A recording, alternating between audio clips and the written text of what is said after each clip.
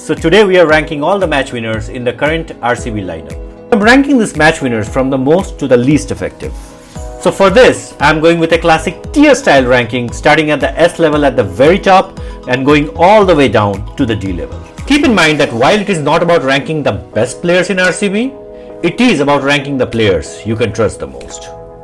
So whether you are defending runs in the 19th over or chasing down a 200 plus score, it is about finding the player you trust the most as a fan. So we're going to begin at the very top, right at the S tier, where we find the immortals of RCB. So let's get started with our very first choice, and we have Virat Kohli, the very soul of RCB. He didn't just score more than 650 runs in the last IPL, he helped end the 18-year-old curse. He was of course the highest run scorer in the finals with a score of 43, and he famously mentioned after winning his maiden title, "My heart and soul is with Bengaluru." It's really a no-brainer choice. Now one more factor is in the next IPL 2026, RCB might actually play their home games in either Raipur or Navi Mumbai due to certain off-field issues. Now in such a scenario, Kohli is the only player you can trust to make any stadium feel like home. So for all the reasons that we have mentioned so far, we're gonna put Kohli right at the top in the S tier. No surprises really. Now next we have Krunal Pandya, the final boss. And he's gonna go right into the S tier at the very top. Let me explain why. Forget the price tag. Krunal is the reason why RCB has a trophy in the cabinet. He was of course the man of the match in the finals with a match-winning bowling performance of 2 for 17. And even beyond the final, he isn't just a bowler. He is so much more. He's a tactical ace, a player who can make an impact anywhere on the field at any given time. When the game starts to get tight, Krunal is the guy that holds his nerve and gets the job done. And also, let's not forget that he is the only player in history to win the Player of the Match award in 2 different IPL finals. So next up, we have Bhuvaneshwar Kumar, the silent guardian. Now, despite his seemingly hefty price tag, he is what I would call money well spent. In the last IPL, Bhuvi led the RCB bowling attack with clinical efficiency, picking up 17 wickets across the tournament.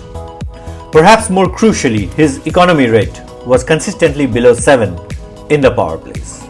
And given RCB captain Rajat Patidar's injury this year, his captaincy might be somewhat clouded.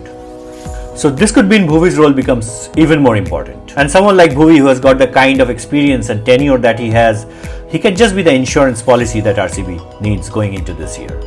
And even beyond everything, the fact that he continues to be the most trusted Indian pacer in the league, especially when you need someone to bowl a dot ball in the 19th over, I think is enough to earn him a spot in the S tier. Now next, we have someone I would like to categorize as a conditional S tier member. Yes, we have Rajat Patidar, the RCB captain. Now granted, he took us to our maiden title in the last IPL. But this year, what can we expect from a captain who's coming off such a lengthy layoff? Now in case Rajat Patidar is not 100% fit to lead RCB this season, the mantle will fall on Jitesh Sharma, who had a strike rate of 176 in the last IPL. So for this reason, I'm going to keep him as a conditional S tier member for now. But you know, things might change as we get closer to the tournament. This list will get refined as well. Now let's talk about the A tier. This is where the heavy hitters of the team can be found. The members of A tier are guaranteed starters for RCB. However, there is a tiny catch which keeps them just a shade below the S tier immortals. And first up in the A tier, we have Phil Salt, RCB's power play powerhouse. In 2024, Phil Salt won the IPL title with KKR. In 2025, he repeated the title win, but this time with RCB.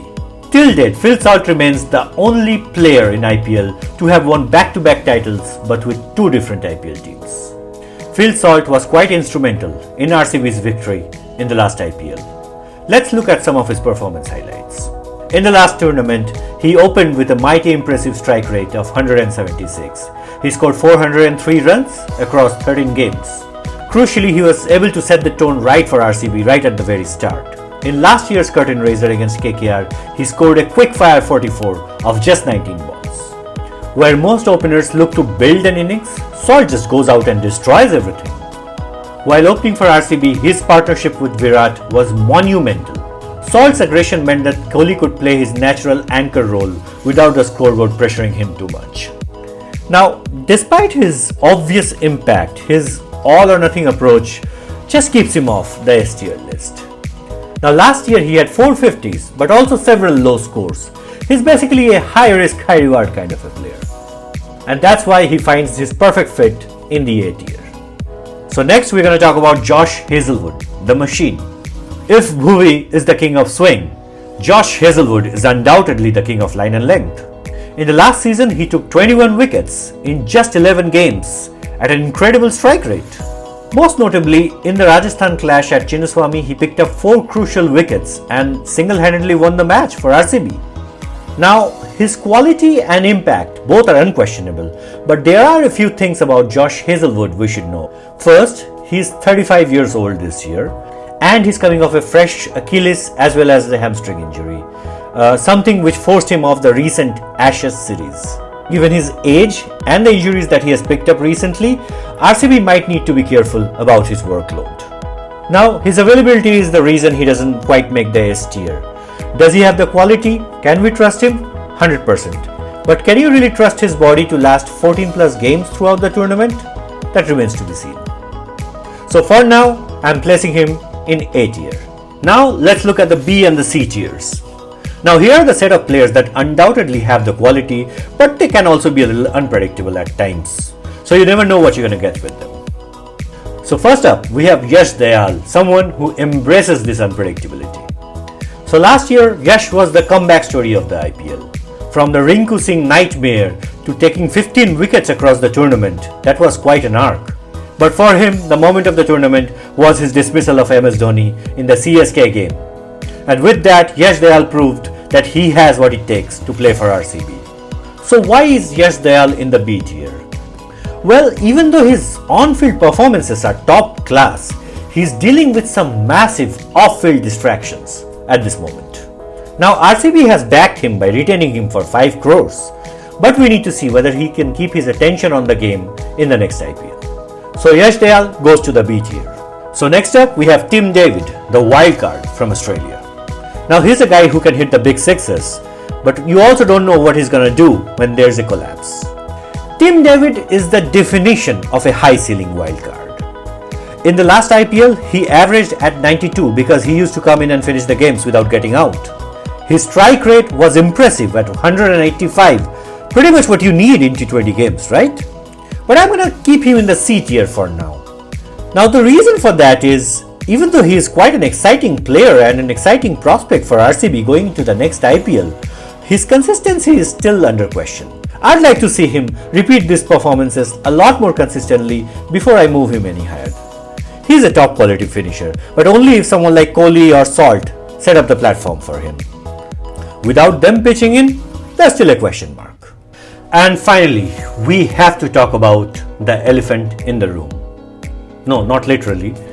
Bengaluru bid 7 crores in the auction for this man from KKR, Venkatesh Iyer. RCB outbid KKR in a massive bidding war to get him. He's a former India player. He's a lefty. He bowls medium pace. On paper, he is an 8-year signing. But here's the reality. In 2025, his performance was somewhat muted. He actually struggled to find his place in the team. Unsurprisingly, he has taken a 70% pay cut from his peak value. Now I'm going to put him in D tier not because he's a bad player, but mostly because we don't really know how he fits into this RCB side yet. Is he an opener? Is he a finisher? He was a monster for KKR in the 2021 season. Even if he finds a shadow of that form, RCB will have a very good player on their hands. Unless he can find that form, he will have to remain at the bottom of the tier list for now. So guys, those are my choices for this tier list. Now obviously I haven't rated each and every player from RCB, only the ones I considered the most impactful ones. And rating all of them would make this video even longer than it is. Now, is this the right list? I don't know, maybe not, but this is certainly my list. This is my opinion. You can have your own opinion, and that is absolutely fine. Do you agree with my list? Do you disagree with my list? Whatever it is, Put your comments and let me know. And until the next time, see you.